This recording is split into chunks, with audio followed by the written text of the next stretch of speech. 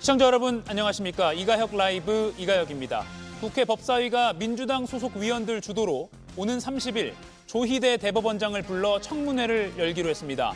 국민의힘은 사법부 장악 시도라며 강하게 반발했습니다. 한학자 통일교 총재가 오늘 새벽 구속됐습니다. 서울구치소 독방에 수감됐는데 통일교 교세가 큰 일본 언론도 큰 관심을 나타냈습니다. 그럼 오늘 함께할 4명의 해설위원 소개해드리고 백다 앵커의 브리핑으로 첫 번째 이슈 보겠습니다.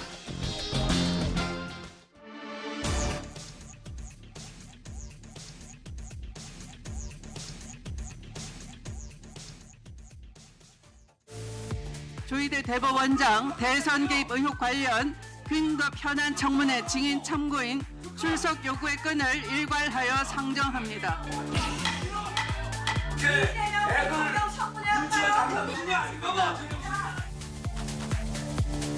국민의힘 소속 법사위원들 조희대 대선 개입 청문회 안건에 반발했고 결국 법사위장을 떠났습니다. 민주당 주도로 의결된 조희대 대법원장 청문회 당장 일주일 앞으로 다가왔는데요. 사전에 상의는 안 됐고요. 법사위 차원에서 의결이 된 걸로 추후 통보를 받았습니다. 여당 지도부도 몰랐던 청문회, 민주당 법사위원들의 탄핵 마일리지 압박 속 조희대 대법원장은 과연 국회의 모습을 드러낼까요? 네, 들으신 것처럼 딱 일주일 뒤면 조희대 대법원장의 청문회가 열립니다. 인사청문회가 아니라 이른바 대선 개입 의혹 등을 묻기 위한 청문회입니다. 김유정 위원님, 야당 반발이 상당히 거센데요. 다음 주 청문회 전망을 좀 해주시죠. 잘 열릴 수 있을까요? 사실 어제 검찰개혁 입법청문회, 특히 관봉 띠지 분실건 관련해가지고 입법청문회가 열렸었는데 그때도 국민의힘이 엄청나게 회방을 했죠. 그래서 오전 시간 다 허비하고 오후 2시에야 이제 입법청문회가 열렸거든요.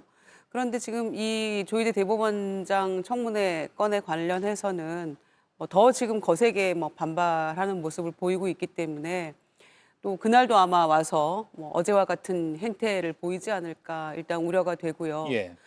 두 번째는 저희가 이 건과 관련해서는 특히 이제 유죄 취지 파기환송, 대선에 노골적으로 개입하려는 정치 중립을 해치는 그런 행태를 보였던 게 아니냐라는 그런 의혹을 가지고 5월 14일 날 똑같은 청문회를 하려고 했었죠. 그런데 불발이 됐습니다.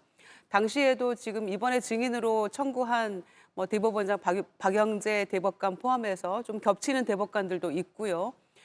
대법원장 포함해서 16명을 증인 신청을 했는데 전부 다 불출석을 했거든요. 그래서 사실상 무산이 됐었는데 이번에는 또 어떤 그 모습으로 반응을 보일지 조금 궁금하긴 합니다. 그런데 법사위의 이성윤 의원이 얘기한 바대로 이게 갑자기 어제 땅땅땅 이렇게 된 게 아니고 법사위원들 간에는 오래전부터 지난번 5월에 무산된 이후로 논의가 돼 왔다고 얘기를 하고 있고요. 그래서 어제 그 법사위가 어제 굉장히 좀 소란스러웠는데 그 가운데에서 이 필요성에 대해서 모두 공감을 하고 지도부와 교감이 있었니 없었니 얘기는 나오고 있습니다만은 그렇게 해서 청문회를 하기로 한 것 같아요. 그래서 그날도 아마 생각에는 야당이 또 어제와 같은 모습을 보일 게 자명한 마당인데 기왕에 열기로 한 거니까 저는 서영경 의원이 그 사윤회동과 관련한 유튜브 관련해서는 뭔가 좀 증거가 확실하지 않고 문제가 있는 것처럼 보이니까 추가적으로 얘기한 부분이 있잖아요. 과거 정권의 민정 라인의 어떤 확실한 제보자. 그분이 청문회에 나올 수만 있다면 뭔가 좀 더 확실해질 수 있겠죠. 그 유튜브와는 좀 별개의 인물이고 별개의 또 증언이 될 수 있기 때문에 그래서 기왕 열기로 한 거 준비를 좀 철저히 해서 답변을 좀 끌어낼 수 있는 방향으로 가지 않으면 저희가 역공당할 수 있다는 우려가 있어요. 저는 그래서 철저하게 했으면 좋겠다라는 생각입니다. 잠깐만 속보 하나 전해드리겠습니다. 윤석열 전 대통령 측이 오는 26일에 열리는 내란 특검이 다른 혐의로 기소한 직권남용 혐의 등으로 기소한 그 재판의 첫 공판에 출석하겠다는 뜻을 밝혔습니다. 이날 보석 신문도 예정돼 있는데 윤석열 전 대통령 측에 따르면 이날 첫 공판이 열리고 보석 신문이 이어서 열린다고 합니다. 그래서 보석 신문에 빠질 수 없기 때문에 출석을 한다 이렇게 이해를 해도 될 것 같습니다. 1차 공판에 윤 전 대통령 측이 출석하기로 했다라는 뜻을 밝혀왔습니다. 이거 잠시 뒤에 시간이 되면 좀 더 자세히 짚어보겠습니다. 자, 검찰개혁 입법 청문회 어제 열렸습니다. 저희도 어제 아수라장이 됐던 모습은 저희가 소개해드렸는데 저희 방송 이후에 어제 저녁에 전격적으로 상정이 됐습니다. 바로 조희대 대법원장 청문회 안건이 상정됐고 가결이 됐습니다. 가결 직전에 추미애 법사위원장은 이런 말을 남겼습니다. 대선 개입 의혹 제기는 조희대 대법원장이 스스로 만든 것입니다. 조희대 대법원장은 오늘날까지도 침묵으로 일관하면서 사법부 독립만 외치고 있습니다. 내란 청산을 제대로 해내기 위해서 대선 개입 의혹이 제기되고 있는 조희대 대법원장에 대해서 국회가 정당한 감사권 발동을 일환으로 이 같은 서면을 제출하기 이르는 것입니다. 예, 국회가 정당한 감사권 발동을 한 것이다라고 추미애 법사위원장은 설명을 했습니다. 이거 좀 전체적으로 패널 분들께 여쭤보겠습니다. 먼저 정강재 의원님, 네. 추미애 법사위원장의 설명 어떻게 들으셨습니까? 한마디로 지금 제기되고 있는 의혹과 제보 수준으로 사법부 수장인 대법원장과 대법관을 국회로 불러들여서 청문회를 개최할 정도의 사유인가, 이것에 대한 의문을 제기하지 않을 수가 없습니다.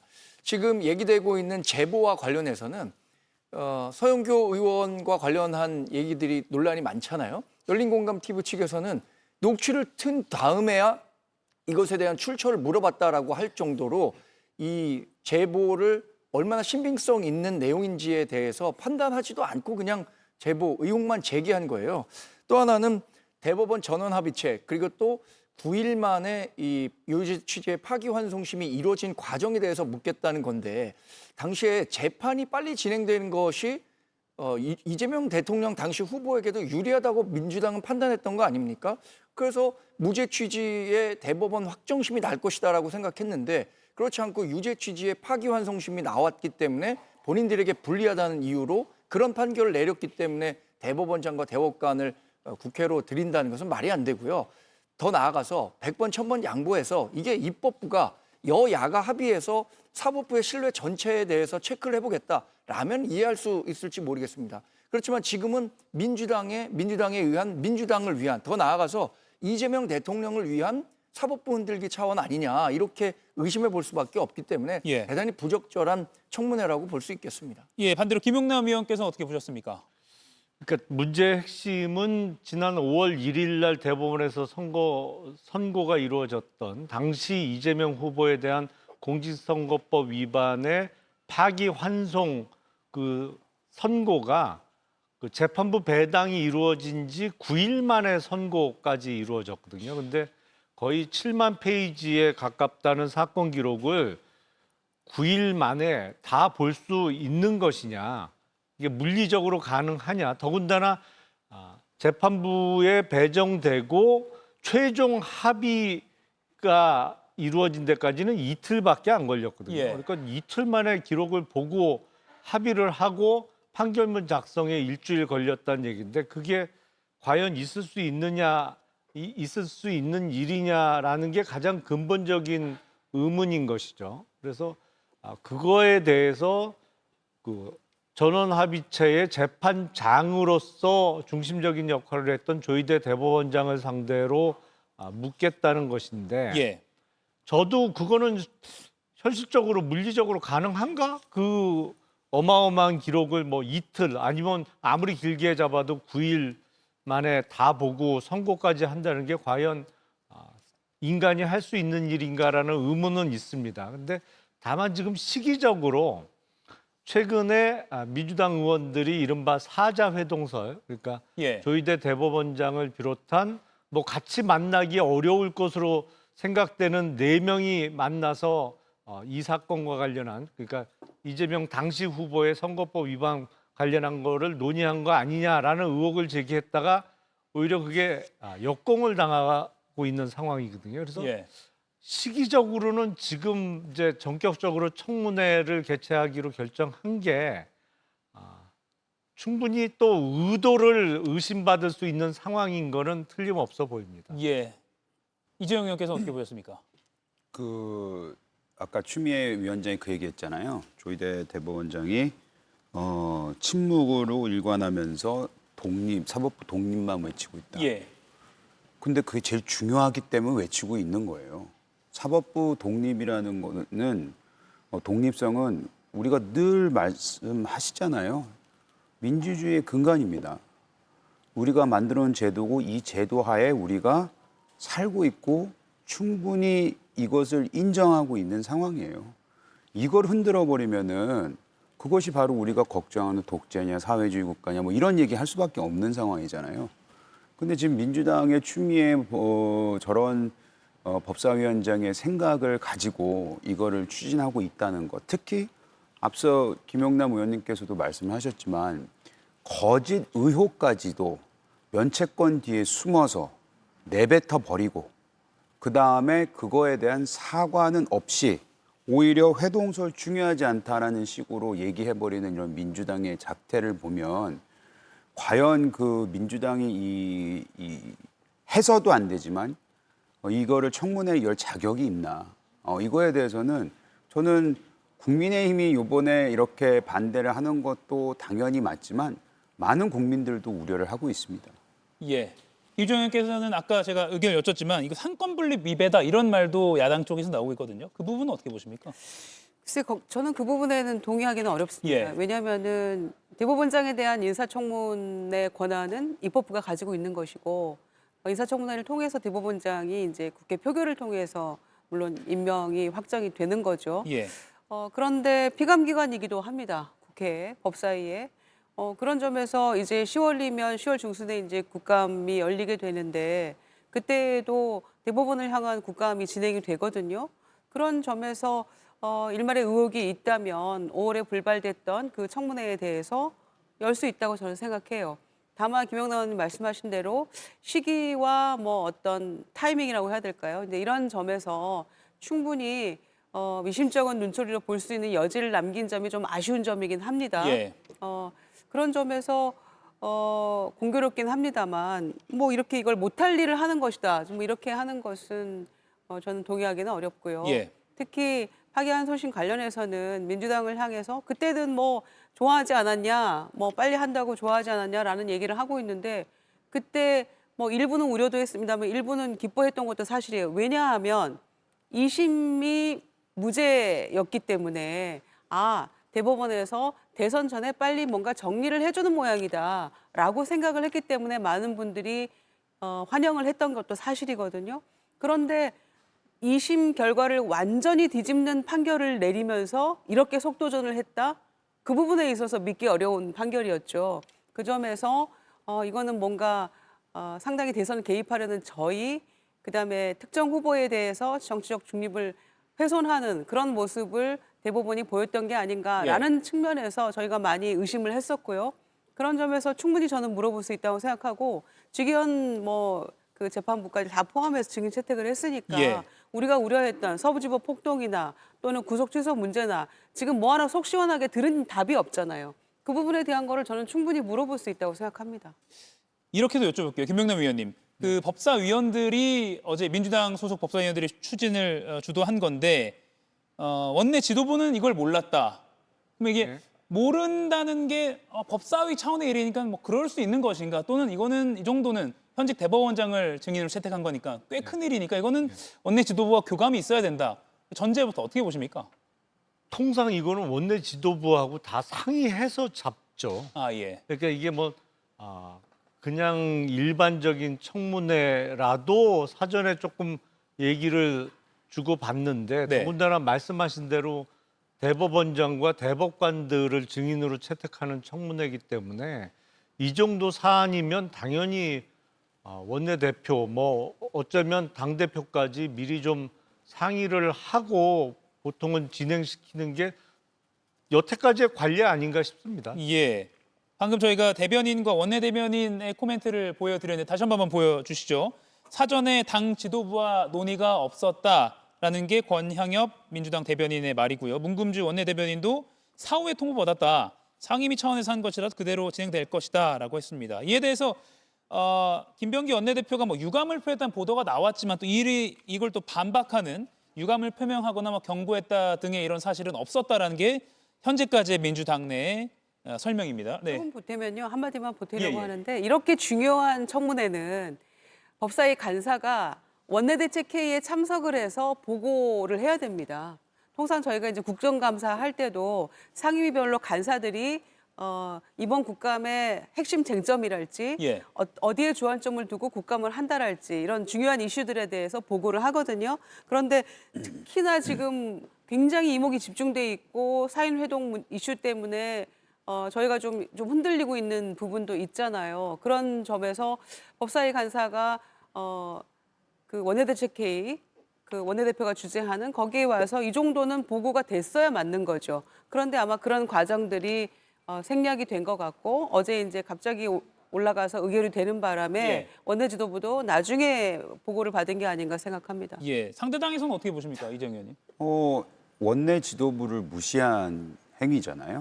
뭐 사실 그렇게 해서는 안 되겠죠. 민주당이 어떻게 운영이 되는지는 잘 모르겠습니다만은 뭐 국민의힘에서는 이 정도 한 그리고 과거의 그 사례들을 보더라도 예. 이거를 상위 논의 안 했다는 것은 결국에 무엇을 뜻하느냐? 아까도 잠시 말씀드렸지만 원내 지도부를 무시하는 것이고 더 나아가서는 민주당의 법사위원들은 자기네들이 가장 큰 권력을 가지고 있고 가장 세다 뭐 이런 거를 그냥 여실히 드러나는 거 아니겠어요? 그러니까 사자회동설에 대해서도 예. 사과를 안 하는 거죠. 예, 잘못한 거 없다. 이렇게 얘기하면 어떠냐. 이런 태도를 근본적으로 가지고 있는 것 같아요. 예. 정광진 보태실 말씀 그러니까 있습니다. 이번 사안을 보면 추미애 법사위원장이 얼마나 법사위원회를 독단적이고 일방적이고 즉흥적으로 운영하고 있는가 보여주는 방증하는 에피소드라고 봅니다. 지금 야당에 대해서는 뭐 나경원 그 간사 문제와 관련해서도 전혀 관리에 어긋나는 일들로 계속하고 있는 거고요. 지금 국회 운영과 관련해서도 이 사안을 원내 지도부, 당 지도부와 상의하지 않고 독단적으로 처리했다는 것이 어떻게 생각하면 민주당이 이렇게 콩가루식으로 운영되는가? 이것을 국민들에게 여실히 보여주고 있다고도 볼 수 있고 또 하나는 지금 법사위에 속해 있는 민주당 소속 의원들 있잖아요. 예. 법사위원으로서 정말 그 활약하기보다는 강경 지지자들에게 누가 더 센 목소리를 내고 있는가 이거 경연대회라도 하는 듯이 법사위를 운영하고 있다는 그런 인상을 지울 수가 없다는 측면에서 굉장히 유감스럽습니다. 예, 상대당에서는 유감스럽다 이렇게 평가를 해주셨습니다. 자, 그러면 증인으로 채택된 인물들 조희대 대법원장을 비롯해서 뭐 대법관들 그리고 한덕수 전 총리도 포함되어 있습니다. 정광진 의원님, 네. 조희대 대법원장 나올까요? 이와 비슷한 주제와 형식으로 5월 14일에 청문회가 있었습니다. 당시에도 조국혁신당과 민주당 그러니까 범여권 정당이 주도해서 청문회를 개최했는데 이때도 대법원장, 대법관 모두 참석하지 않았죠. 저는 과거에도 이런 참석 전례가 없었고 만약에 이번에 참석을 하게 된다면 이런 일들이 계속해서 반복될 수도 있다는 측면을 사법부에서는 굉장히 걱정하고 있을 겁니다. 그래서 참석할 가능성이 제로라고 보고요. 현 상황에 대한 해석은 민주당이 얘기하고 있는 것처럼 지금 사법부가 뭐 이재명 대통령의 반 이재명 선봉장에 있다 이렇게 평가하기보다는 예. 법치주의의 선봉에 있다 이렇게 평가하는 사람들이 훨씬 많다는 점도 인식해야 될 것 같습니다. 예, 김유정 의원 보시기 어떠세요? 뭐 지기현 판사도 있고요. 나올 거라고 보십니까? 글쎄 지금 이제 4개월 후에 다시 열리는 비슷한 성격의 그런 청문회가 될 텐데 지난번에는 16명이 모두 다 불출석계를 냈거든요. 예. 그런데 이번에는 어떻게 할지 만약에 불출석을 하게 되면 이번에는 아마 증인이 21명인가 뭐 그렇게 됐던 것 같아요. 불출석할 경우에는 또 어떻게 대책을 세울 것인지 법사위에 보관이 있는지는 잘 모르겠습니다. 그런데 제 생각에는 출석할 것 같지가 않아서 그래서 우리가 어떤 실익을 가져올 수 있을 것인가가 예. 아마 고민의 지점이 될 것 같아요. 그냥 이 건에 대해서는 오후라고 별다른 차이가 없는데 그동안의 태도가 갑자기 급변해서 우리가 나가서 다 얘기할게 이렇게 할 수 있을까 이런 문제도 있고요. 아마 증인들 외에 다른 뭐 행정처장이랄지 이런 분들이 대신 나와서 뭔가 답변을 하려고 예. 하지 않을까 싶습니다. 어제 법사위 장면 하나만 더 보겠습니다. 논란이 됐던 부분이 있습니다. 바로 증인으로 나온 서울 남부지검 현직 검사의 태도였습니다. 너네가 그러니까 증거를 인멸했니 말았니? 그러니까 구속이 돼야 된다 말아야 된다 뭐 이런 얘기들을 하시는데 수사 지금은 제가 답변 드리고 있습니다.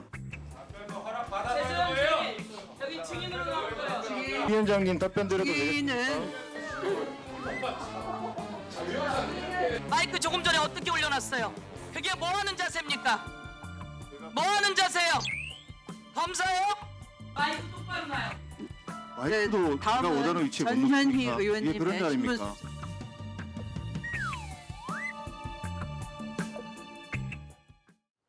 예, 마이크를 도로 세웠습니다. 물론 후에는 저녁이 돼서는 최 검사가 본인이 재판에 참석해서 마이크를 사용할 때 그게 버릇이었다. 말이 끝나면 세우는 게 버릇이다. 이렇게 유감의 뜻을 밝히긴 했습니다만 저 장면이 온라인에서 상당히 많이 논란이 됐습니다. 검찰 출신인 김용남 위원님, 네. 최재현 검사 태도 어떻게 보셨습니까?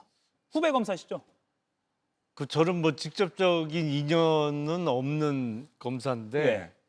사실은 이제 검찰 간부가 아니고 수사하는 평검사 정도 되는 것 같아요. 근데 평검사가 저렇게 국회 청문회에 출석할 일은 거의 없습니다. 사실은 국정감사가 이루어질 때도 증인으로서 보통은 검사장 이상이 국회에 출석해서 답변을 하지 평검사가 직접 나가서 답변할 일은 거의 없는데 글쎄 모르겠어요. 본인이 어떤 관봉권의 띠지나 이런 거를 인멸하는데 전혀 관여가 안 됐다라는 측면에서 뭐 억울해하는 것처럼 보일 수는 있는데 예. 적어도 좀 국회 출석했으면 마음에 안 드는 부분이 있더라도 기본적인 예의를 갖추고 최대한 겸손하게 답변 태도를 이어가는 것이 오히려 본인을 비롯한 본인이 소속한 기관인 검찰에 대한 어떤 국민의 이미지를 조금이라도 나아 보이게 만드는 방법일 것 같은데 예. 하여튼 저렇게 나오면 또 국회의원들도 마땅히 방법은 없어요. 뭐 예. 소리치는 거 왜 어떻게 하겠어요, 저 자리에서. 그거는 잘 아는 것 같습니다. 정광준 어떻게 보셨습니까? 사실 청문회라는 자리가 들을 청자에 들을 문자입니다. 그러니까 귀 이자가 두 개나 있는 단어죠. 청문회. 그러니까 증인으로 나온 사람들의 이야기를 잘 들어야 되는데 질문을 하는 국회의원들이 굉장히 윽박지르는 듯한 모습을 많이 보여왔습니다. 그래서 이런 뭐 상임위나 국회 운영 과정에서 국회의원들이 지나치게 특권의식에 사로잡혀 있는 건 아닌가라는 비판을 많이 받았었는데 어제 최 검사의 모습은 예. 사실 공적인 자리에서 조금 더 태도를 잘 했다면 더 좋았었을 것 같아요. 그러나 본인이 하고자 하는 메시지는 분명했던 것 같습니다. 지금 민주당이 주장하는 것처럼 관봉권을 고의로 인멸한 것이 아니다. 또 관봉권에 표기된 정보라는 것이 한은에서도 얘기했던 것처럼 특별한 자금 출처를 조사할 수 있는 그건 아니기 때문에 지금 이렇게 마녀 사냥식으로 당시에 이 관봉권 띠지를 분실한 수사관이라든가 검사에 대해서 문제 제기를 하고 죄인 다루듯이 하는 것에 대한 뭐 반감을 표시했다고 생각합니다. 그러나 태도는 사실 태도가 전부라는 말이 있잖아요. 예. 조금 더 공손한 태도를 보였다면 오히려 본인의 진정성이 더 국민들에게 어필할 수 있는 기회였지 않나라는 생각도 합니다. 예, 이주영 의원님. 사실 일반 시민 송사에 휘말리지 않는 이상 검사를 만나기도 힘들잖아요. 뭐 이렇게 검찰청에 들어갈 일도 없고 그러다 보니까 검사에 대한 어떤 뭐 영화에서나 이미지, 드라마에서 이미지가 있는데 저 모습은 글쎄요 좀 부정적인 모습을 좀 강화하는 결과를 낳을 것 같아요. 검사 출신인 우리 김영남 의원님은 이미지 좋잖아요. 예. 그러니까 사람에 따라서 다 틀리다고 생각을 하고요. 검사가 물론 저 태도가 제가 만약 현역 의원으로서 앉아 있었다면은 마음에 안 들었겠다라는 생각은 들어요. 예. 근데 서영교 의원도 좀 그렇잖아요. 마이크가 올렸다고 그것이 무슨 태도가 안 좋다라고 이렇게 윽박지르고 얘기하는 게 뭐 지적할 게 없어서 마이크 지적하고 있습니까? 그래서 수준이 다 떨어졌다고 저는 생각합니다. 김유정 의원은 어떻게 보셨어요?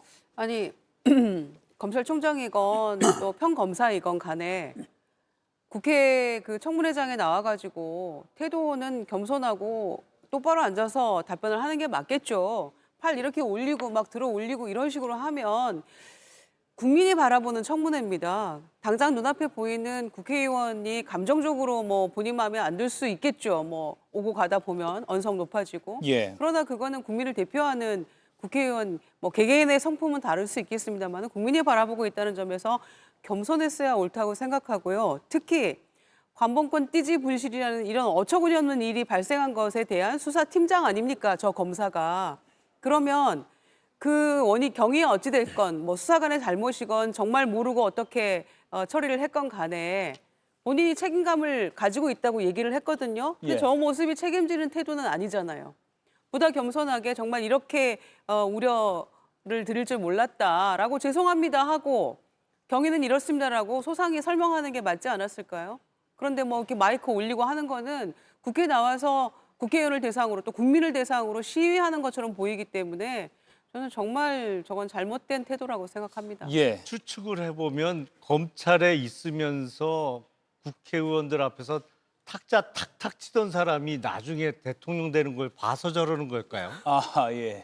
선배 검사가 대통령 된 모습을 보고. 근데 그 지금 상황도 고려하면 저러면 안 될 것 같은데요. 예. 근데 저는 짧게요. 네. 짧게 국민을 대표해서 나온 국회의원들 맞는데요. 예. 그것이 사람들에게 소리 지르고 서로 삿대질하고 욕하고 이런 건 아니라고 봐요. 그래서 물론 지금의 저 케이스는 검사가 문제가 있지 않았냐라는 말씀을 충분히 하실 정도로 그 태도의 문제 지적은 할 수밖에 없지만 예. 국회의원이 국민을 대표한다고 해서 모든 사람들을 상대로 저렇게 그 소리 지르고 윽박 지르는 것은 그거는 거기에 주어진 권한이 아니라고 생각합니다. 예. 한 발 좀 더 나아가서 그러니까 뭐 태도를 떠나서 질문하고 답변할 시간이 너무 부족하다 보니까 좀 시간을 좀 늘리는 그러니까 청문회 제도 자체를 좀 개선하는 게 낫지 않겠냐라는 제3의 의견을 주시는 분들도 있더라고요. 아무튼 최 검사의 저 태도 자체는 국민을 대표해서 나온 의원들에게 하는 그 어떤 감정 싸움 같이 보여서 적절하지는 않았던 것 같습니다. 겸손은 힘든 것이었을까요? 네, 이번 이슈는 여기까지고요. 백다 앵커가 다음 브리핑 전해드리겠습니다. 권성동 의원에게 1억 전달된 거 정말 모르셨어요?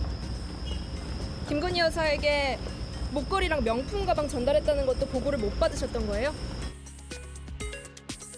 한국 정치에 대해 잘 모른다. 한학자 총재 측의 최후 진술이었습니다. 하지만 결국 김건희 씨와 권성동 의원에게 금품 등을 전달, 청탁한 혐의로 구속됐죠. 앞서 구속된 권 의원은 오늘 조사 예정이었지만 오늘 오후 2시 소환 조사 예정이던 권성동 의원은 불출석 사유서를 제출하고 출석에 불응하여 조사가 이루어지지 못했습니다. 두 차례 조사에서 충분히 진술했다는 권성동 의원. 본인의 체포동의안에 찬성표를 던졌을 때와는 사뭇 다른 모습인데요. 역시 혐의를 부인하고 있는 한학자 총재는 서울구치소 독방에 수감됐습니다. 예, 통일교의 정점이라고 할 수 있는 한학자 총재가 오늘 새벽에 구속 수감됐습니다. 독방에 수감됐다는 소식도 특검 브리핑에서 들어와 있고요.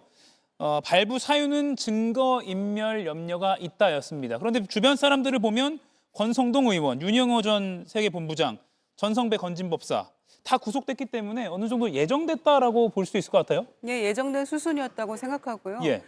그러니까 권성동 의원처럼 돈 받은 사람, 건넨 사람 전부 다 구속이 됐는데 돈 준 사람 맨 꼭대기에 있는 한학자 총재가 구속이 안 될 수가 있었을까요?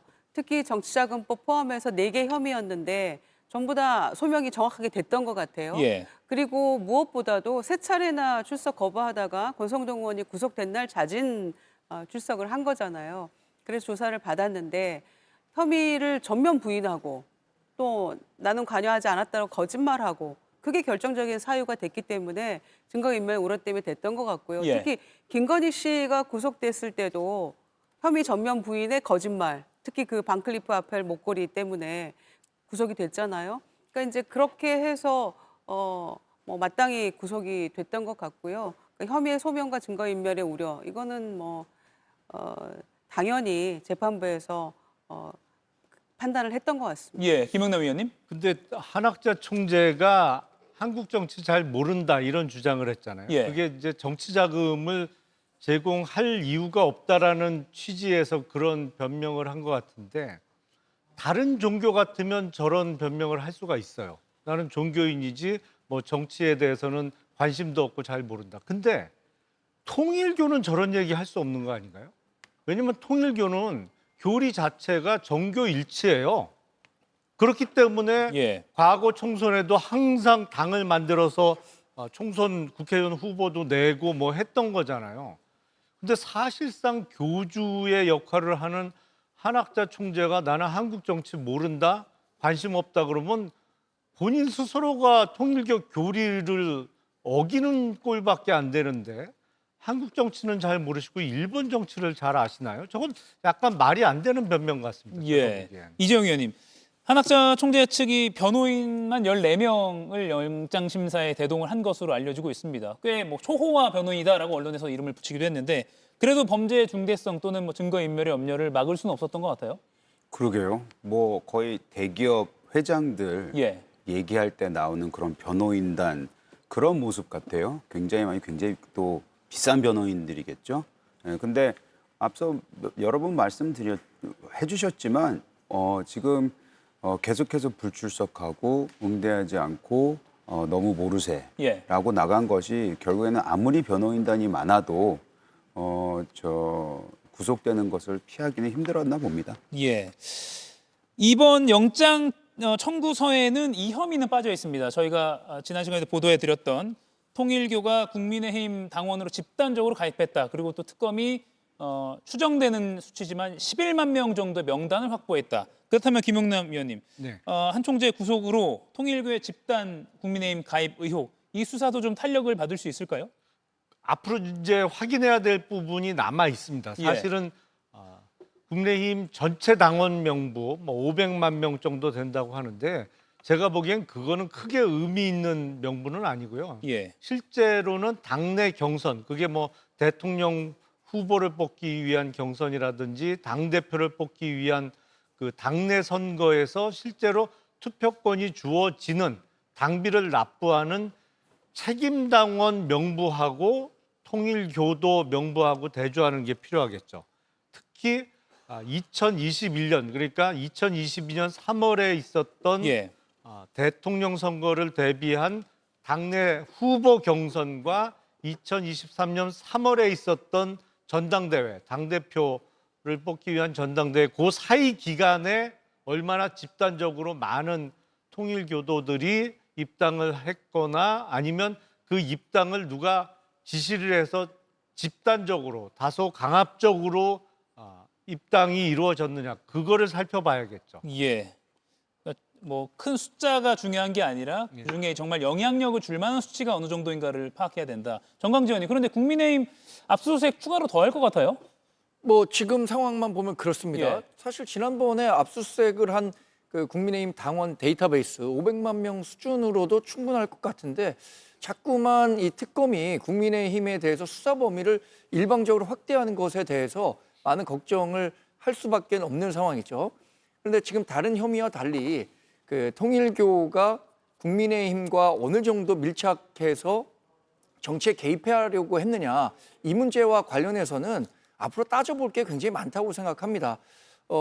지금 뭐 정치자금법이라든가 뇌물 공여 이런 것 같은 경우에는 뭐 어떤 드러난 증거나 지금 특검이 브리핑하고 있는 것만으로도 한학자 총재를 구속시킬 만한 충분한 사유가 됐다고 생각하지만 그러나 통일교도들이 우리 국민의힘에 자발적으로 가입했다고 하는 것인지 아니면 정말로 강제성이 어느 정도를 법적으로 처벌할 수 있는 강제성이 있는 건지 예를 들어서 당비 같은 경우에 대납을 했다. 이러면 충분하게 이 범죄가 될 수 있겠지만 그렇지 않고 권유를 받아들인 그 통일교 신자들이 가입을 해서 당비를 자기 계좌에서 냈다라고 한다면 그것이 정당법에서 처벌할 수 있는 사안인지 저는 이건 굉장히 오랜 그 법정 공방이 불가피한 사안이라고 보고요.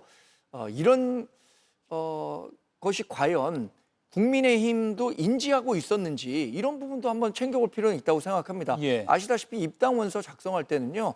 누구도 자신의 종교에 대해서 기입하지 않습니다. 이런 것들에 대해서 국민의힘 당 측에서도 알고 있었는지 그것도 이 법적으로 문제가 되는지 안 되는지 예. 아주 중요한 변수가 될 것으로 봅니다. 한학자 총재가 구속 수감됐기 때문에 이 부분에 대한 수사도 탄력을 받을지 또 단순 권유였는지 또는 조직적인 촘촘한 어떤 그 그룹 차원의 강요였는지 등등도 확인이 될 수 있을지 지켜봐야 될 것 같습니다. 자, 그리고 권성동 국민의힘 의원이 한학자 총재의 그 원정 도박 사건과 관련해서 정보를 줬다라는 건 앞서 보도가 된 적이 있었는데 그 유력한 정황 중에 하나가 한 총재가 공범인 정원주 전 비서실장의 수첩에서 나왔다는 겁니다. 권성동 의원이 경찰이 뭐 압수수색 나올 것이다라고 알려줬다는 그런 메모가 확보가 됐다는 것이고요.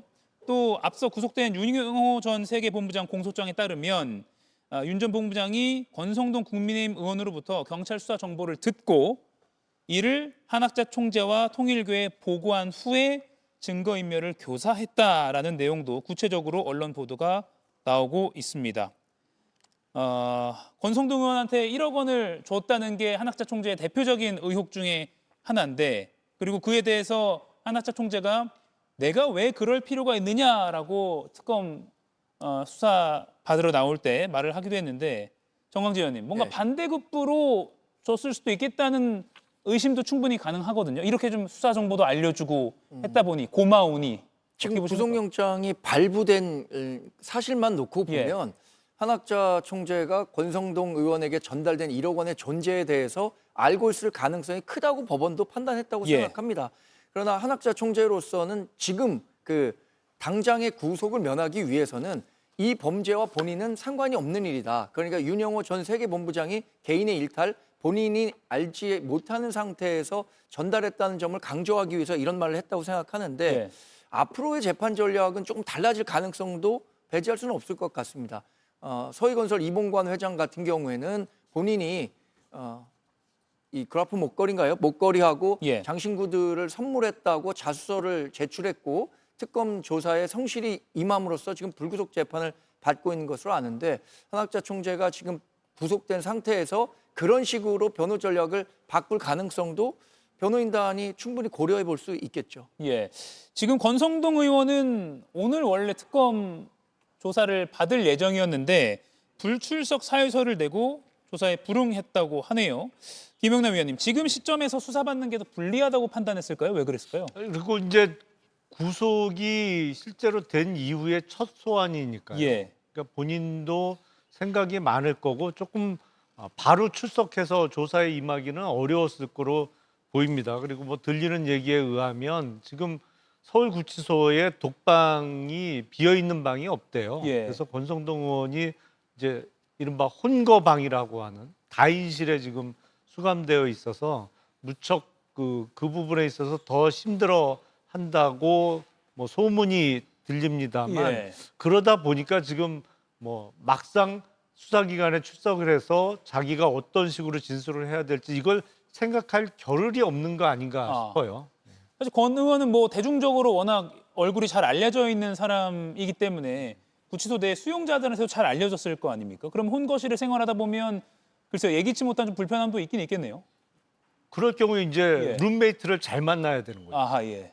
룸메이트를 잘못 만나면 고생을 좀 많이 할 거고요. 아무래도 그 홍거실에 있다 보면 다른 수감자들하고 동선이 많이 겹치기 때문에 예. 어려움이 더 독방에 있는 것보다는 많이 클 겁니다. 이게 건물이 완전히 좀 다르거든요. 아 예. 예, 그래서 고생을 많이 할 것 같습니다. 예. 조금 전에 김건희 특검에서 언론에 알려온 바가 있습니다. 내일 오후 1시에 권성동 의원, 오후 3시에 한학자 총재를 소환할 예정이라고 합니다. 내일 오후 1시에 권성동 국민의힘 의원을, 내일 오후 3시에 한학자 통일교 총재를 소환한다고 합니다. 1시와 3시면 글쎄요, 우리가 흔히 말하는 뭐 한 공간에 두 사람을 같이 데리고 와서 대질신문까지는 아니더라도 같은 질문을 이 방에서 하고 저 방에서 해서 뭔가 답변을 맞춰서 정황을 쭉 구체적으로 파악해 나가는 수사를 할 수도 있을 것 같다는 생각이 드네요, 김영남 위원님. 그렇죠. 그러니까 그 같은 날 뭐 시간 차이는 좀 있습니다만 같은 날 소환을 했다는 얘기는 조사는 각각 별도 방에서 시작하더라도 예를 들어서 한학자 총재가 뭐 수감 하루 이틀 밤을 보내고 나니까 생각이 바뀌어서 수사에 협조를 하기 시작하면 사실은 대질 조사의 필요성이 생길 수 있거든요. 예. 그 경우에 뭐 다른 방에 있던 다른 그 피의자를 불러서 대질을 바로 할 수도 있고 예. 아니면 조사를 진행하면서 누구는 이런 식으로 진술을 했다. 그날 뭐 만났다든지 아니면 뭐를 건네줬다라는 진술을 지금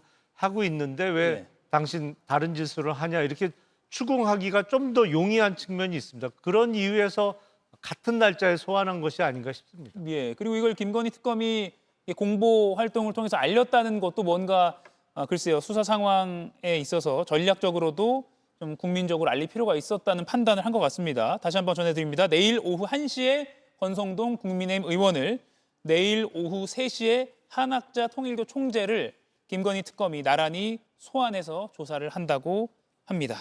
자, 그리고 또 한학자 총재가 조직적으로 통일교 전체가 움직여서 윤석열 국민의힘 대선 후보를 조직적으로 도운 것 아니냐라고 의심할 만한 중요한 정황이 JTBC 보도를 통해서 추가로 드러났습니다. 바로 참 부모님 서신 보고라는 내용을 저희가 확보한 건데요. 지금 보고 계시는 건 그래픽으로 저희가 재구성한 내용입니다. 보면 통일교 하부 이제 조직으로 지구별로 지구장이 있는데 바로 대선 다음 날이죠. 2022년 3월 10일에 참 어머님께서 진두지휘해 주셨기에 하늘이 축복한 후보가 당선됐다. 최고 지도자 선택할 수 있는 내비게이션 주셔서 감사하다. 이런 멘트가 있었다고 합니다.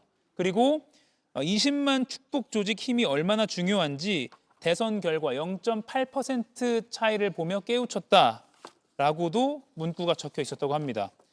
김유정 의원님, 실제 윤석열 전 대통령이 당선됐을 때 이재명 당시 후보와의 차이가 0.73%포인트 역대 최저 차이였잖아요. 네. 그 말을 저렇게 바로 대선 다음 날 해서 한학자 총재에게 보고를 했다는 건 어떻게 봐야 됩니까? 그거는 분명히 그러니까 당내 경선에 개입한 사람들은 뭐 책임당원일 수 있겠습니다만은 지금 20만이라고 하는 게 이제 교인 숫자를 그렇게 추정하는 건지는 모르겠습니다만 그렇게 보이죠. 예. 그러니까 모두가 똘똘 뭉쳐서 참 어머니가 지시한 대로 픽한 대로 윤석열 후보를 지지했다라는 얘기로 저는 읽힙니다. 예. 그런 점에서 뭐 이건 조직적인 대선 개입이라고 볼 수 있고요. 여기에 더해서 대선 일주일 전에 3월 2일 날 롯데호텔에서 120명의 간부들에게 직접 지시를 하지 않았습니까? 예. 이제 그런 흔적이 하나 있죠. 증거라고 보여지고요. 그다음에 3월 10일 날은 자, 어머님 지시에서 진두지휘에서 이렇게 이겼습니다라는 편지를 보냈다는 거니까 그 5명의 지역장들이 이렇게 올렸다는 거 아닙니까? 뭐 내용들도 다 이제 대동소이하고요. 그게 하나가 있죠. 그리고 또 하나는 3월 30일 날, 그러니까 대선 이후에 한 3주쯤 지나서죠. 윤영호 본부장이 김건희 씨와 통화를 한 대목이 있잖아요. 그러니까 우리가 뭐 하여튼 총동원했다, 조직을. 교회, 학교, 뭐 기업까지 총동원해서 지원했다라고 얘기를 하니까 선생님 너무 감사합니다. 이렇게 얘기를 했잖아요. 그리고 나서는 7월 달에 또 더 도와주세요. 조금만 더 도와주세요. 뭘 도와달라고 했는지는 아직 밝혀지지 않았죠. 그러니까 이렇게 통일교 관련된 총동원해서 이렇게 지원을 했다는 것을 통화를 했는데 여기에 대해서 한학자 총재에게 보고가 안 됐을까요?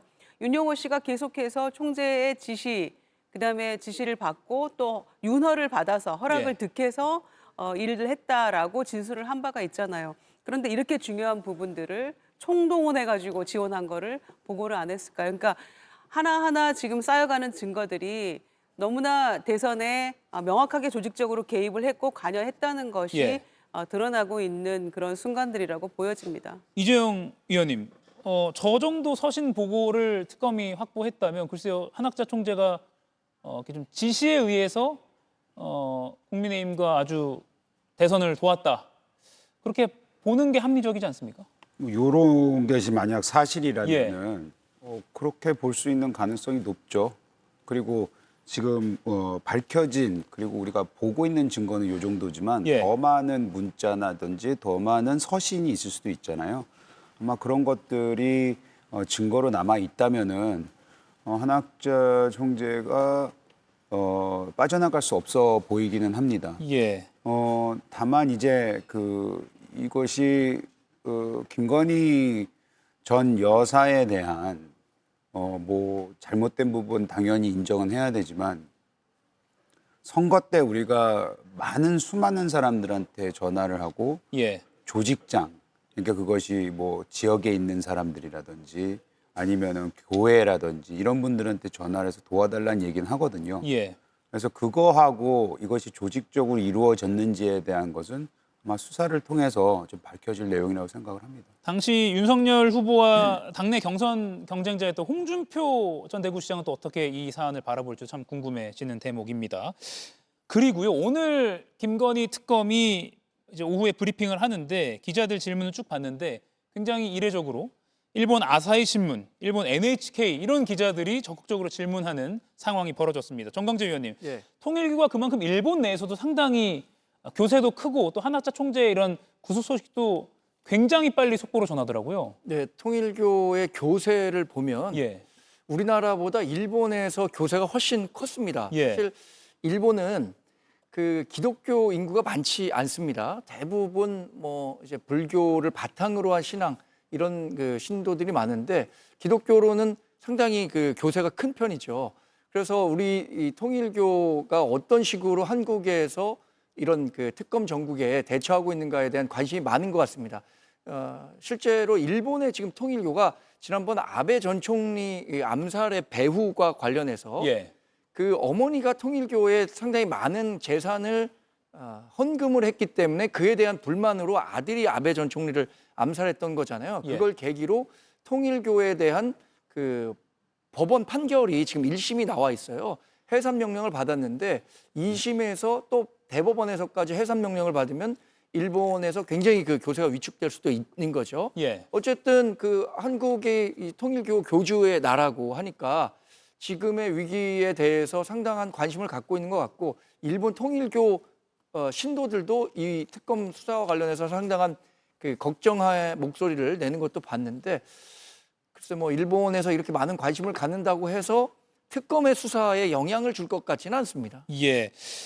아사히 신문은 오늘 새벽 4시 11분에 속보를 띄웠더라고요. 거의 한국 시각과 크게 다르지 않게 한국 언론과요. 한국 언론들도 뭐 새벽 3시 몇 분쯤에 속보를 냈는데 그만큼 빠르게 구속영장 발부 소식을 일본 언론도 전했다는 것도 눈여겨볼 만한 대목입니다. 자, 그리고 김건희 씨 이야기를 하나만 더 짚어보겠습니다. 김영남 위원님. 네. 특검이요. 25일에 구속 후 첫 소환을 앞둔 김건희 씨에 대해서 뇌물죄 피의자로 의율해서 조사하겠다라고 했습니다. 네. 근데 예전에 설명해 주시기로는 김건희 씨는 공무원이 아니라서 그렇죠. 뇌물죄가 의율되려면 이러한 조건이 필요하다라고 예. 말씀하신 적이 있거든요. 예. 그럼 그렇죠. 윤석열 전 대통령과 이른바 메간매직의 공범으로 지금 특검은 확정한 건가요? 그렇죠. 아, 예. 지금 이제 혐의는 단순히 어떤 배임수재나 뭐 청탁금지법 위반이 아니고 예. 뇌물죄로 이제 입건을 했다는 얘기는 공무원이 아닌 김건희 피의자가 현직 대통령으로서 공무원인 예. 윤석열 당시 대통령과 공모해서 어떤 금품을 받았다. 그리고 나서 김상민 전 검사를 국정원 특보로 보냈다든지 예. 이른바 메간 매직과 관련해서는 우리나라는 여태까지는 대통령의 영부인은 공무원이 아닌 것으로 해석을 해왔기 때문에 혼자는 뇌물죄의 주체가 될 수가 없습니다. 그러니까 공무원인 남편과 공모가 형성돼야 예. 뇌물죄를 저지를 수 있는 것이죠. 그렇기 때문에 앞으로는 공모 여부에 대한 수사가 진행될 것이고 처분, 어떤 인사를 내는 것은 영부인이 할 수 있는 건 아니잖아요. 그렇기 예. 때문에 그 부분에 있어서는 범죄 당사자들의 자백이 없더라도 뇌물죄로 기소하는 데는 별 문제가 없지 않을까라는 생각이 듭니다. 예, 이정 의원님. 그러면 김상민 전 부장검사가 그 이유한 화백의 그림을 김건희 씨 측에 전달을 했고 그 대가로 국무총리 비서실장인가요? 그 직함을 국정원 국정원 법률특보. 법률특보 그 네. 직함을 얻었다. 그러니까 이런 좋은 자리를 또 공천의 자리를 받을 뻔했다. 뭐 이런 거 제가 말씀드린 거는 서희건설 네, 장인 서희건설. 거 헷갈렸습니다. 네. 워낙 의혹이 많아가지고 박성근 순간적으로 전 헷갈렸습니다. 총리 네네네. 비서실장하고 예, 그래서 국정원 법률특보까지 이런 좋은 자리를 얻는 이런 반대급부로 매간매직이 됐다. 이렇게 좀 특검은 거의 확정을 그림을 좀 그려놓은 것 같습니다. 그렇죠. 예. 안 그러면 이미 저 3명이 다 구속되어 있잖아요. 예. 지금. 그리고 그런 것들이 어느 정도 혐의가 인정이 됐으니까 그렇게 돼 있겠죠. 그리고 뭐 이상민 전 검사 같은 경우에는 김상민 전 검사 같은 예. 경우에는 김상민 전 검사가 왜 공천을 받으려고 하는지, 왜 공천을 주려고 하는지는 예. 그 공천 당시에도 뭐 이런 설들은 많았어요. 뭐 최측근이라는 얘기는 있었기 때문에 그냥 일 잘해서 최측근이기 때문에 공천에 대한 뭐 배려가 있겠구나라고 생각을 했지. 지금 나오는 이런 의혹들, 특히 저 그림 같은 경우를 그 그림 때문에 그림에 의해서 공천을 받고 좋은 자리로 갔다는 거는 만약 저게 사실로 드러난다면 그러면 매우 놀라운 일이죠. 예, 김영희 의원님, 그 이우한 화백의 그림이 뭐 1억 4천만 원 정도다라고 예. 이제 특검 쪽에서는 파악을 하고 있다고 하는데 뇌물죄가 그 뇌물의 액수가 1억이 넘으면 이게 형량이 굉장히 커지는 거죠. 그렇죠. 이제 예. 뇌물 액수가 1억이 넘으면 우리가 특정범죄 가중처벌법 위반의 뇌물죄가 그 금액으로 한 3가지 종류로 나눠져 있는데요. 예, 1억이 넘는 게 법정형이 제일 높습니다. 그래서 그게 이제 법을 만든 지가 꽤 오래돼서 그때 법을 만들 때만 해도 1억이 어마어마하게 큰 돈. 물론 예. 지금도 큰 돈입니다만 그때 법을 제정할 때는 지금 우리가 느끼는 1억보다는 훨씬 큰 금액이었죠. 그러다 예. 보니까 1억 이상의 뇌물을 수수하면 이거는 하한이 그러니까 가장 선처를 받을 수 있는 게 징역 10년 이상이에요. 그러니까 예. 무기징역부터 징역 10년 이상의 형이 법정형으로 규정되어 있기 때문에 뇌물죄 중에서는 가장 엄한 예. 벌을 받을 수 있는 범죄죠. 1억 이상의 뇌물은. 유죄를 전제로 해서 김건희 씨 측이 가장 잘 방어해도 징역 10년이 가장 하한선이다. 근데 이제 유죄를 전제로 해서요. 법원에서는 이런저런 사유로 이제 장량 감경 등 감경을 한 번 정도는 할 수 있기 때문에 예, 실제로 선고할 때 하는 징역 5년이라고 봐야 됐습니다만 예. 그건 감경 사유가 있을 때만 할 수 있는 거니까 예. 특별한 사유가 없다고 하면 적어도 징역 10년에 처해지는 범죄라고 할 수 있습니다. 예.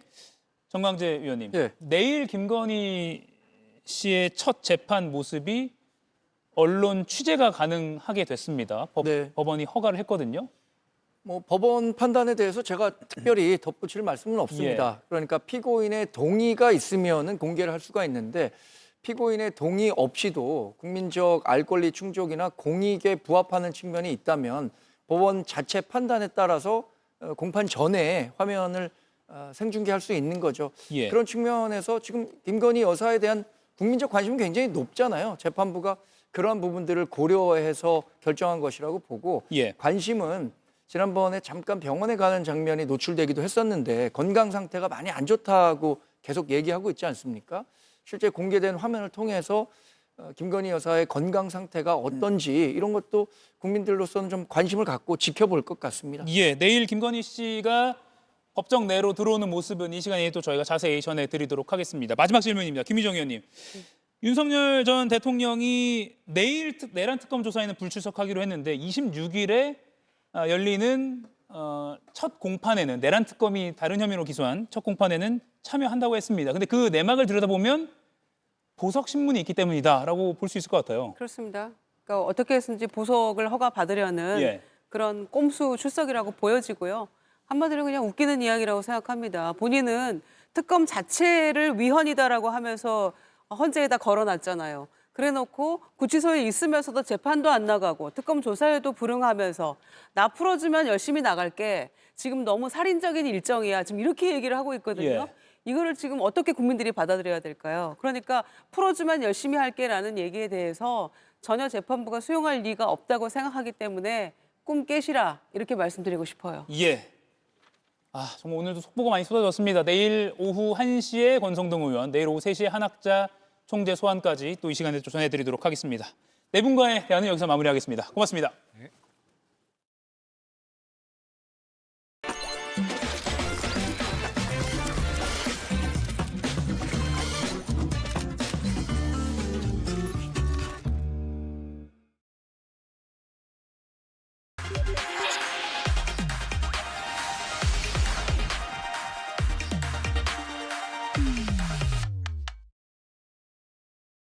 좀 더 깊이, 더 자세히 들어보는 더 인터뷰 시작하겠습니다. 오늘 오전에 내란 특검이 청구한 공판전 증인신문에 한동훈 전 국민의힘 대표는 불출석했습니다. 그 대신 경남 거제에서 공개 행보를 시작했습니다. 본격적인 몸풀기에 나선 걸지 이런 가운데 장동혁 국민의힘 대표는 오늘 김문수 전 장관을 만났습니다. 이 복잡한 국민의힘 안팎 상황 한지아 국민의힘 의원과 짚어보겠습니다. 어서 오십시오. 안녕하세요. 안녕하세요. 한동훈 전 국민의힘 대표 이야기를 먼저 좀 해보겠습니다. 오늘 뭐랄까요, 규정대로라면 법원에 나와서 특검이 요청했던 그 증인 신문에 임했어야 되는데 불출석을 했습니다. 일단 왜 불출석한 건가요? 뭐 아시겠지만 뭐 본인 페이스북이나 SNS에 밝힌 것으로는 알고 있습니다. 예. 제가 직접적으로 통화를 하거나 그런 건 아니지만 예. 사실상 본인은 진실 규명에 있어서는 모든 것을 투명하게 이미 책으로 그리고 다큐멘터리에서도 그렇고 예. 다 밝혔다는 입장입니다. 그리고 오늘 뭐 불출석이라기보다는 사실상 특검에서는 언론을 통해서 증인신문을 하겠다는 얘기를 했지만 예. 그 문서 자체는 송달이 안 된 거죠. 언론을 네. 보면 뭐 문을 안 열어줬다라고 하지만 아시다시피 거제도에 지금 가 있는 상황 아니겠습니까? 그렇기 때문에 그 문서조차를 송달을 못 받았기 때문에 사실상 불출석이라기보다는 아직 그 절차가 진행되는 것으로 저는 이해했습니다. 그래서 재판부가 10월 2일에 다시 증인신문 기일을 잡았는데 그때는 어떻게 좀 한다, 뭐 이렇게 들으신 바가 있습니까? 또는 어떻게 좀 예측을 하십니까?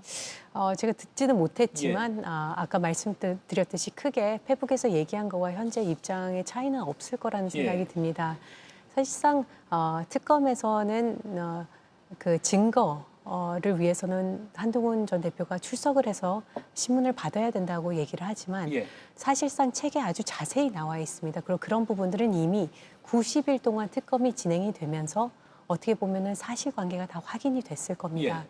그러면 한동훈 전 대표에게 추가적으로 어떤 것을 묻고 싶은지 이거에 대한 설득력이 있어야 됩니다. 사실 예. 특검 출석은 전 정치인으로서 그게 어려운 부분도 있거든요. 그렇기 때문에 설득력 있게 왜 필요한지 출석을 얘기해야 되고 결국엔 그러면은 객관적인 사실들이나 그런 것들은 이미 기술이 되어 있는데 예. 주관적인 의견을 듣고 싶어서 부르는 건가? 그거는 사실상 설득력이 없다고 생각을 합니다. 예, 물론 뭐 책과 다큐 등으로만 수사를 진행할 수 있겠느냐라는 반론도 충분히 있긴 있습니다. 동시에 이제 경남 거제에서 본격적인 행보를 했는데 이게 대선 이후에 첫 공개 행보라고 해도 될 것 같습니다. 그 좀 지금 시점을 잡은 거는 어떻게 좀 분석하십니까? 시점도 그렇고 예. 지금 뭐 정치를 떠난 적이 없습니다. 지금 계속 메시지도 냈고 예. 공개 행보라기보다는 지금 보면 양쪽 정당에서 정당 해산 얘기를 할 정도로 굉장히 정치가 극단으로 가고 있습니다. 예.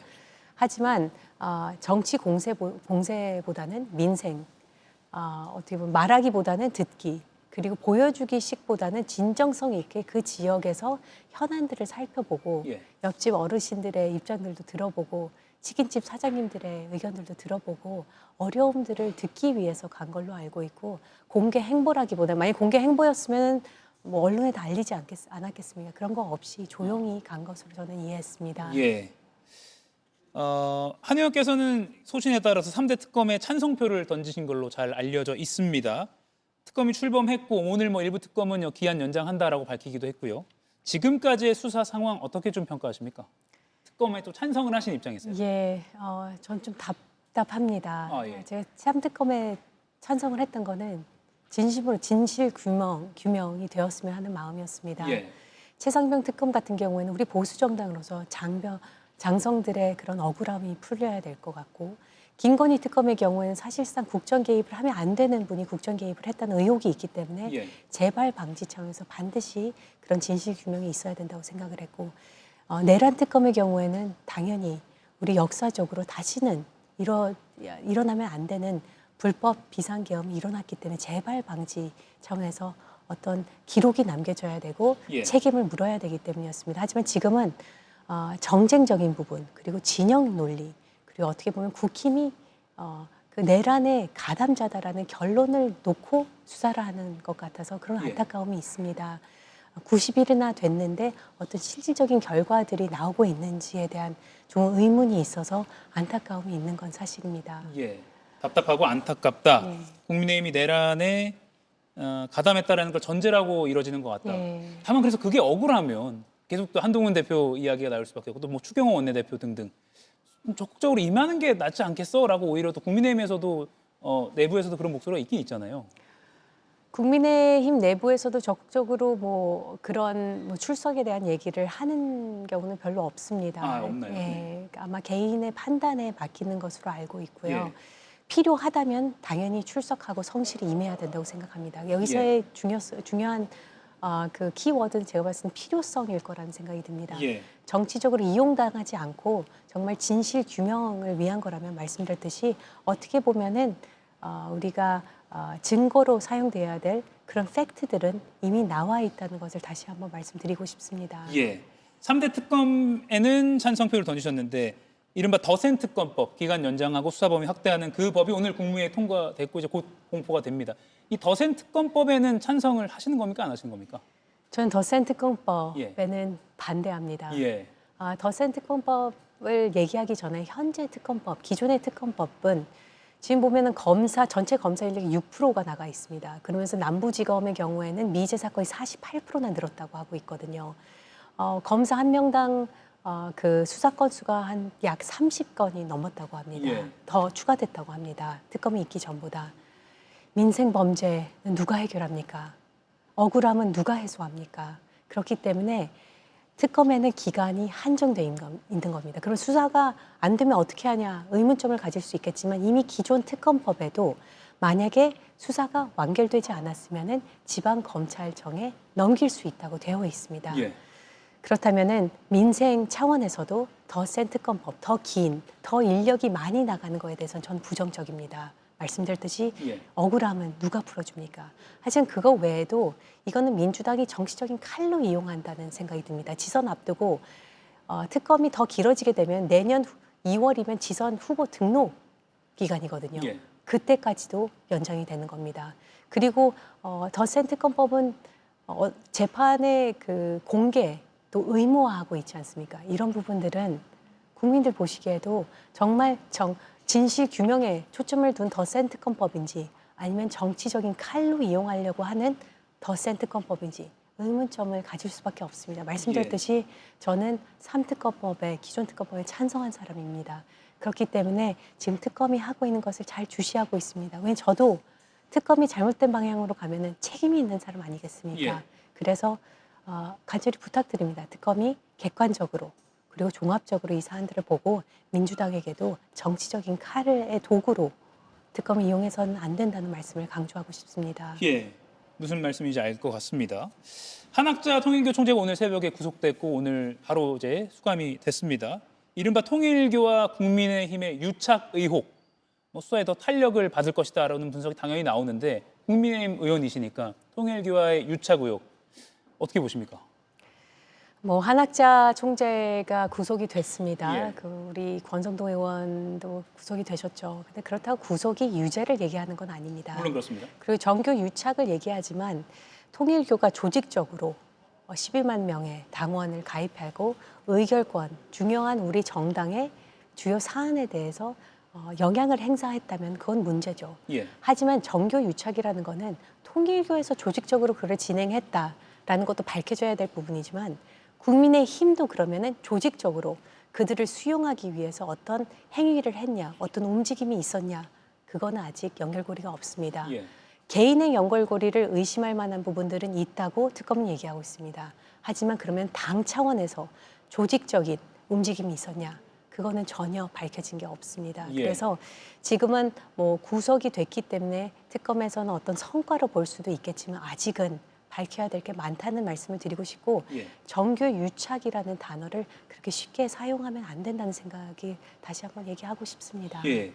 앞서 저희가 패널 토론에서도 잠깐 다뤘지만 하늘이 축복한 후보 최고 지도자 선택할 수 있는 내비게이션을 주셨다. 한학자 총재에 대해서 통일교 지구장들이 이렇게 서신 보고를 올린 걸 특검이 확보했다라고 했고요. 그렇다면 조직적으로 통일교가 윤석열 후보를 당시 대선에서 도운 정황으로는 충분하다는 게 앞서 토론에서도 국민의힘 패널도 그렇게 말씀하신 바가 있는데 이 정도 정황이면 충분히 국민의힘도 좀 수사에 협조를 적극적으로 해야 되는 상황 아닌가 싶긴 하거든요. 협조해야 될 부분이 있다면 그 의혹을 해소하기 위해서 저는 협조해야 된다고는 생각합니다. 그건 저의 개인적인 생각입니다. 하지만 말씀드렸듯이 개인적인 연결고리는 있을 수 있지만 지금 국민의힘이 어떤 조직적으로 가담했다라는 연결고리는 현재 찾아볼 수가 없습니다. 그리고 종교에서 그 어떠한 후보를 지지한다, 지원한다라는 얘기를 하는 게 조심스럽지만 하는 경우가 통상적으로 많은 경우로 알고 있습니다. 그런 것들이 이루어지면 안 되겠죠. 말씀드렸듯이 그거는 통일교의 입장이고 국민의힘 정당 차원에서 그거를 조직적으로 격려했다? 그거는 아니라고 저는 생각합니다. 만약 그게 조금이라도 사실이라면 아까 말씀드렸듯이 적극적으로 국민의힘이 그거를 그런 의혹들을 해소하기 위해서 대응을 해야 되겠죠. 11만 명으로 추정되는 아직은 추정 단계입니다. 그 당원 명단을 확보했다. 이 11만 명이라는 숫자는 어떻게 해석하고 계십니까? 11만 명이든 뭐 110만 명이든 중요한 거는 그들이 정말로 전당대회를 앞두고 의결권이, 표결권이 있었냐입니다. 그들이 책임 당원이었냐. 이런 것들이 중요한데 그런 부분들은 아직 밝혀진 게 없어서 수사의 진행을 좀 지켜봐야 된다고 생각합니다. 민주당에서는 이 정교 유착 의혹을 이유로 정당 해산 사유다라고까지 말을 하고 있는데 이에 대해서는 당연히 반론이 많으실 것 같습니다. 저는 우리 정치계에서 조심해야 될 단어가 두 가지가 있는 것 같습니다. 하나는 탄핵이고 하나는 정당 해산이라는 단어입니다. 우리가 양당 체제 아닙니까? 그러면 정교 유착이 지금 밝혀진 것도 아니고 말씀드렸듯이 정당 차원에서 국민의힘이 조직적으로 움직였다는 그러한 그 근거가 전혀 없는데 정당 해산을 얘기한다는 거는 양당 체제에서 민주당은 독당으로 이 나라의 정치를 끌고 가겠다는 의지입니다. 독당 체제, 그게 국민들에게 설득력이 있을지 그 부분 굉장히 조심스럽게 접근해야 되고 그거는 국민의힘도 정당 해산이라는 단어를 최근에 좀 쓰고 있는 것 같은데 양당에서 그런 단어는 사용하면 안 된다고 저는 생각합니다. 양당 모두 정당 해산이라는 단어는 쉽게 쓰지 말자. 알겠습니다. 주말에 대구 장외 투쟁이 있었습니다. 동대구역 앞에 많은 시민들이 모였는데 스톱 더 스틸이나 뭐 윤어게인 깃발도 등장한 걸 저희도 포착을 해서 어제 전해드렸습니다. 내부에서 예를 들어 김재섭 의원 등이 이게 뭐 당에 도움 되겠냐, 실효성이 없을 것이다라고 공개적인 발언을 하기도 했습니다. 어떻게 평가하십니까? 동의합니다. 전 실효성도 없고 설득력도 없다고 생각합니다. 지금 스탑 더 스틸, 뭐 윤어게인 이런 단어를 많이 사용하고 있는데 판넬도 많이 나오고 있습니다. 그게 당의 입장은 아니라고 하지만 결국에는 우리가 그 동대구역에서 장외 투쟁을 할 때 가장 중요하게 여겼던 그 문구가 야당 탄압이었습니다. 야당 탄압을 하기 때문에 우리가 장외 투쟁을 한다고 했습니다. 그런데 지금 국민들께서 굉장히 어렵습니다. 경제 지표 굉장히 안 좋습니다. 민생 굉장히 어렵습니다. 그리고 우리 국민들을 위해서 우리가 국민들이 탄압받거나 힘들기 때문에 장외 투쟁을 한다. 그건 설득력이 있습니다. 그런데 우리가 야당이 탄압되고 있기 때문에 나간다.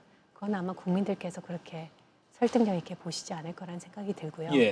지금 극단의 목소리, 양 정당에서 김어준 씨나 전한길 씨의 목소리가 인플루엔서로서 굉장히 많은 영향력을 행사하고 있습니다. 부정선거론 같은 경우에도 어디서 시작했습니까? 김어준 씨가 시작을 했죠. 근데 민주당의 경우에는 그런 것들을 당원 교육을 통해서 부정선거는 사실이 아니다는 걸 명확히 했습니다. 우리 국민의힘도 스탑 더 스틸 같은 부정선거론이 사실이 아니다라는 것을 명확하게 당원 교육을 통해서 말로만 아니라 당원 교육을 통해서 거리두기와 선거키를 분명히 해야 된다고 저는 생각합니다. 그 당위성은 뭐 주장하신 분들이 몇몇 있는데 정작 집회에서 등장을 하기도 했고요. 그리고 지도부에서 명확하게 좀 지시를 내려줘야 될 것 같은데 아직 그러니까 좀 결별을 하지 못한 그런 상황이라고 봐야 되나요? 그 집회 현장에서는 야당 탄압, 그런 정당이 얘기한 그런 판넬 말고는 좀 사용하지 말자라는 의견들을 계속 지속적으로 줬는데 그게 사실은 본인들이 들고 오는 것을 어떻게 막겠습니까? 근데 그 일환에는 아까 말씀드렸듯이 우리가 정확한 선긋기를 안 했기 때문에 못했기 때문에 이런 현상들이 벌어진다고 저는 생각합니다. 정확한 선긋기를 아직 못했다. 장외투쟁 뭐 수도권에서도 좀 계획이 되어 있다고 하는데 장기화될 가능성도 전망하십니까? 지금 수도권에서 계획하고 순차적으로 계속 진행한다고 얘기는 합니다. 장기화돼서는 안 되죠. 지금 장외투쟁 말씀드렸듯이 국민을 위해서 민생에 대한 것을 우리가 논해야 됩니다. 특히나 국민의힘 의원들은 국회, 국감, 정기국회 시즌 아닙니까? 예. 국회에서 설득력 있는 법안을 통과하고 국민들을 위해서 어떤 것들을 우리가 국민의 삶, 정치가 결국에는 국민의 어려움과 고민을 덜어드리는 작업 아니겠습니까? 예. 그거를 위해서 그거를 앞세우고 가야 된다고 생각합니다. 그렇기 때문에 예. 장기화되는 거에 대해서 저는 개인적인 우려가 깊습니다. 알겠습니다. 국민의힘이 장동혁 체제가 들어선 지 이제 한 달 정도가 됐습니다. 선거 때는, 그러니까 전당대회 때는 거센말을 했는데 그래도 중도층 외연 확장을 위해서 조금 더 유하게 가지 않을까라고 했지만 말씀드린 대로 장외투쟁을 하고 있고요. 그래서 뭔가 평가는 엇갈릴 것 같습니다. 한지아 의원은 지금 장동혁 체제 한 달 어떻게 평가하십니까? 국민들께서 평가하실 거라는 생각이 들고 예. 아직은 평가하기 시기상조라는 생각을 합니다. 예. 그만큼 희망을 갖고 바라보고 싶다는 말씀을 드리고 싶습니다. 사실 지금 장동혁 대표께서 어떻게 보면은 말이 되게 순화됐고 중도를 포용하려고 하는 그러한 움직임이 보인다는 의견들도 있지만 얼마 전에 윤 전 대통령 면회 신청을 한 걸로 알고 있습니다. 예. 그런 부분들은 과거에 머물겠다는 그런 선포로 느껴집니다. 그리고 중도 표심을 잡는 데는 전혀 도움이 되지 않고 있습니다. 예. 균형이 있고 그리고 우리가 어떻게 보면 국민들에게 신뢰를 회복해야 되는데 과거를 반성하고 성찰하고 혁신과 개혁으로 나갈 수 있는 그러한 책임 있는 정당 대표의 모습을 기대하게 되고 저는 충분히 장동혁 대표께서 그런 모습을 보여주실 거라고 믿습니다. 예. 기다리겠습니다. 장 대표가 김문수 전 장관 만난 건 어떻게 좀 해석해야 저는 됩니까? 만날 수 있다고 생각합니다. 예. 당 대표라는 자리는 모두를 만날 수 있는 자리 아니겠습니까? 김문수 후보께서도 정당을 위해서 당을 위해서 열심히 노력한 분이시기 때문에 그 만남에 대해서는 좀 비판하지는 않습니다. 예. 법사위 이야기를 좀 해보도록 하겠습니다. 예. 다른 상임위이시지만요.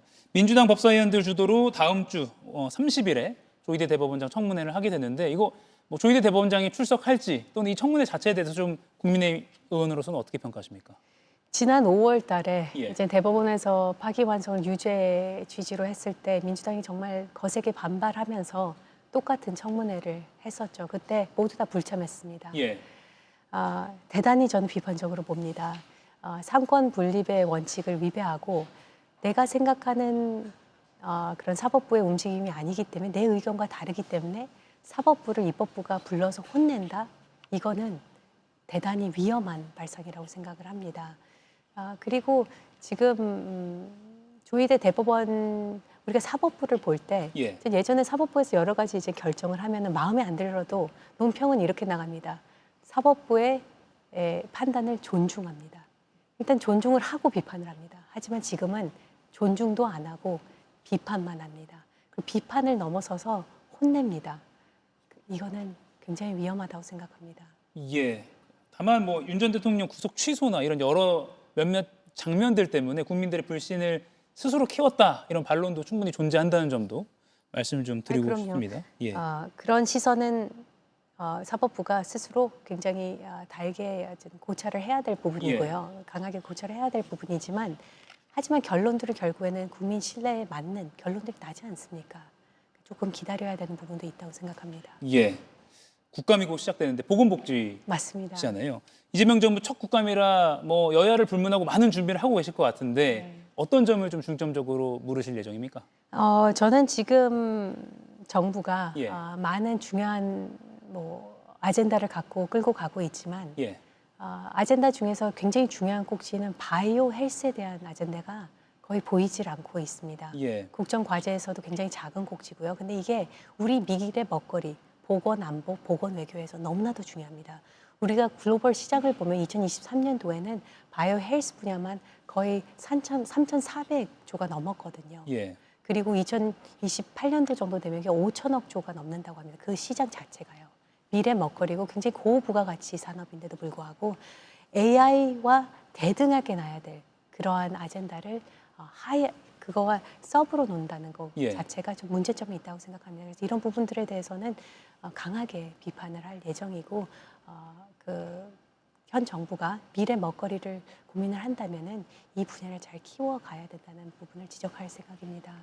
바이오 헬스가 AI 못지않게 중요한 못지않게 중요합니다. 근데 위치에 지금 가야 된다. 용산 직체를 예. 보더라도 AI 비서관 밑에 바이오 헬스 담당자가 있거든요. 그렇군요. 이런 부분들도 문제라고 생각합니다. 예, 그 부분은 뭐 정쟁이라기보다는 국가 발전을 위한 재원이 될 수 있을 것 같아서 눈여겨 저희도 지켜보겠습니다. 물론 그렇습니다. 예. 아까 말씀드렸듯이 건강한 비판을 해야 됩니다. 예, 국회 내에서요. 예. 장외투쟁이 아닌.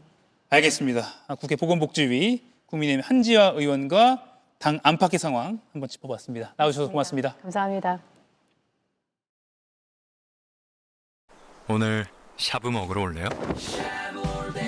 신선함이 가득한 이곳으로 초대합니다. 호텔식 샤브 뷔페 샤브 올데이. 올데이 여기서 기다릴게요. 코웨이 아이콘 얼음 정수기. 누가 따라올 수 있겠어? 이런 얼음 라이프. 아이콘 아이스 미니. 아이콘 아이스 오리지널. 아이콘 아이스 스탠더드. 아이콘 아이스 맥스. 크레이지. 어떤 라이프를 원하든 코웨이라면 다 가능. 얼음 정수기도 결국 코웨이거나 아이콘이거나. 코웨이 아이콘 얼음 정수기. 코웨이. 이민샷 이 정도는 돼야죠. 항산화, 탄력, 22가지 비타민과 미네랄, 9가지 필수 아미노산과 아르기닌까지 한 번에 역대급 만남, 압도적 스펙. 고려은단 메가도스 이민샷. 어제 국회 법사위 검찰개혁 입법 청문회 증인으로 나온 한 현직 검사의 답변 태도가 도마에 올랐습니다.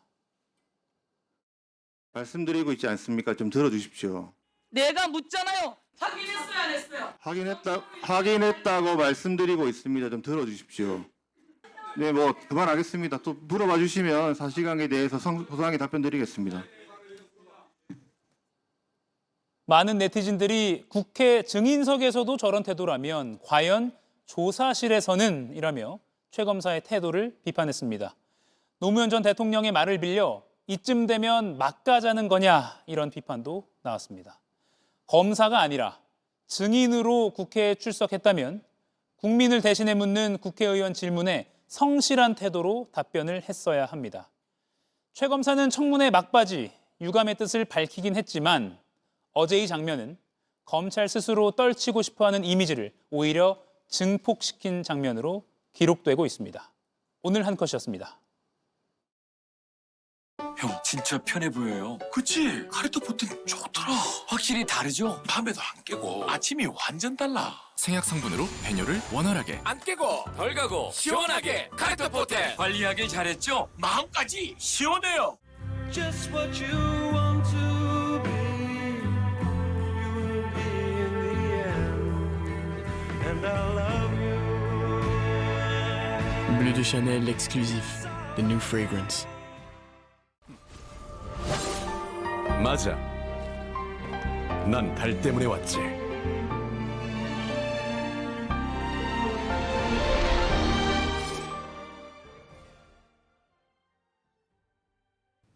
판피린, 기침, 콧물, 목감기엔 어떤 증상이든 한 병으로 판피린. 마시니까 빠르게 싹. 판피린 큐. 자기 전엔 새로 나온 판피린 나이트. 바로 이어지는 JTBC 뉴스룸 예고 하나 해드리겠습니다. 통일교 자금 흐름 속에 또 다른 정치인 이름이 등장했습니다. 국민의힘 경북도당위원장 김정재 의원입니다. 특검은 2022년 대선 직전 국민의힘 시도당에 통일교 자금이 지원된 정황을 포착했습니다. 잠시 후 뉴스룸에서 자세히 전해드리겠습니다. 이가혁 라이브 오늘 순서는 여기까지입니다. 내일 오후 5시에 다시 뵙겠습니다. 고맙습니다.